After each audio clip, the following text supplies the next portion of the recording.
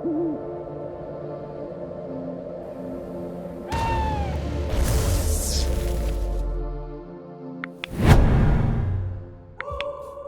Photograph, a drama romance, and yeah, I enjoy a decent romance every once in a while. It's written and directed by Stella Meghie. Hopefully I pronounced her last name correctly, but anyway, this story follows a famous photographer, Christina Eames, who dies unexpectedly and leaves her estranged daughter, May Morton, played by Issa Rae, hurt, angry, and full of questions. May soon finds herself delving into her mother's early life and ends up falling for a journalist, Michael Block, played by Lakeith Stanfield, who at the same time happens to be writing an article about her famous mother. And just for the record, I have to say I am a fan of Issa Rae's show Insecure on HBO. Also, I've been following Lakeith's work for a while, like the show Atlanta and films he's done like Get Out, Sorry to Bother You, and Knives Out. The guy is pretty talented, and both of the lead actors here have a fairly decent following. With that said, let's discuss the movie. So just to reiterate, Issa Rae's character, May, and Lakeith's character, Michael, basically cross paths due to May's mother being a famous photographer that Michael is writing about, and May is learning more about her mom, basically doing an investigation of her own to get to know the mother she never knew. So the setup here is interesting. Nothing too unique, but interesting. My thing about this movie is that I felt like the story was very safe. They didn't really try to attempt anything out of the ordinary to establish this love connection between May and Michael. It was basically like, here are two characters who are having issues keeping stable relationships, and destiny is leading them to each other. And there's a lot of noise around this plot to attempt to make the story more compelling, but it's basic.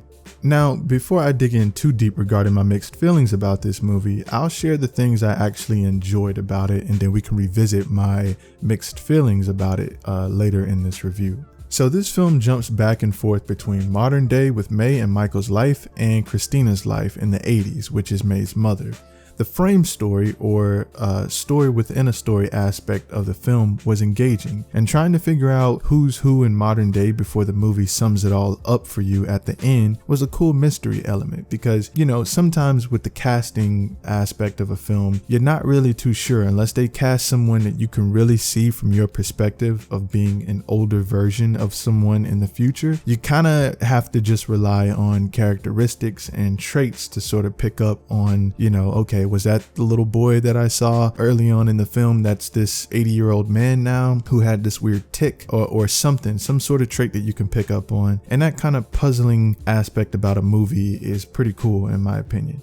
Also, I like the way Issa Rae continues to employ other castmates from Insecure. I think that's something that's really needed within the film industry, and it's great that she's one of the few black showrunners in the industry that continues to carry the torch. And that's something I just wanted to throw in there, because from what I can see, Issa's not behind this film, she's just starring in it, but I'm pretty sure she may have had some level of influence behind getting those familiar faces that we've seen before who have acted alongside her in this film and other films we see her in. Kind of like a Quentin Tarantino thing, or, you know, how we used to see Adam Sandler films back in the day and we would always see Rob Schneider alongside him. You can do it!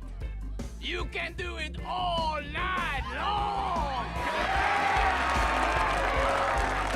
I digress, but there you have it. Those are the things that I actually enjoyed about this movie. Now, back to my mixed feelings. This is a deep romance film, lots of long stare sessions at each other and tons of flirty dialogue. You know, the type of shit you'd expect from a movie like this. It seems like the movie tries so hard to make you care about these two characters falling in love, as it should I guess, but at the same time, that was one of the most uninteresting things about the film, which is crazy because that's what it's about. I don't know if it was Issa and Lakeith's chemistry on screen or the writing, but it just felt boring to see them during moments when we should actually care about what's happening on screen.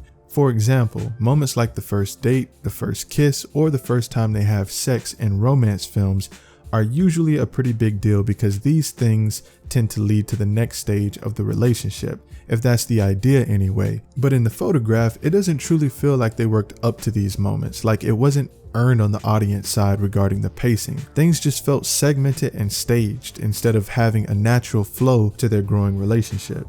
So I'd give The Photograph a 3.5 out of 5. It's not a bad romance movie at all. It just follows the blueprint to me, and it doesn't really attempt to break the mold in my opinion. But it's a safe, somewhat boring, typical romance movie. If you've seen the film and agree or disagree, please leave a comment down below and let's chat about it. I'm trying to cover some different genres that I haven't really touched on since I started the page, so I don't want you guys to think that I'm just into these weird, strange, eerie, or horror films. I actually have a broad genre of films that I enjoy.